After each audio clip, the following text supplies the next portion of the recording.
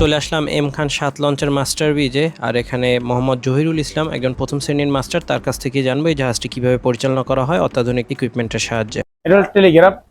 হ্যাঁ, ইঞ্জিনের সাথে সংযোগ। আমরা যেখানে এখানে কমন যে ওখানে টেলিগ্রাফ আছে, ওই কমনে তারা সাড়া দেয়। হ্যাঁ, তারপরে বিএসএফ আছে যোগাযোগ মাধ্যম, অন্য যাদের সাথে যোগাযোগ করি কোথায় আছে কি আবহাওয়া সংকেত থাকলে জানা যায়। তারপর আছে জিপিএস রোড, ঠিক আছে, রোড। তারপরে রেডার ভাসমান বস্তু দেখা যায়।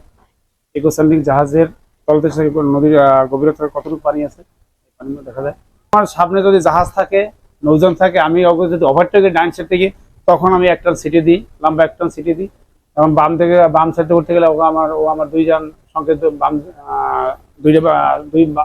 দুই সিটি দিতে হবে। হ্যাঁ, এইটা এটা হলো সার্চ লাইট, এটা হরেন সুইচ, এই যে হাইড্রোলিক হরেন। আমি ব্যাকার দিয়ে বাইরে যে অন্য কোনো নৌযান আছে নাকি ওকে সংকেত করার জন্য। এই যে আমাদের সংকেত, আমাদের হ্যান্ড মাইক আছে, মাইক থেকে বলি। এখন তো আর ডিজিটাল, তো সবই তো ডিজিটাল।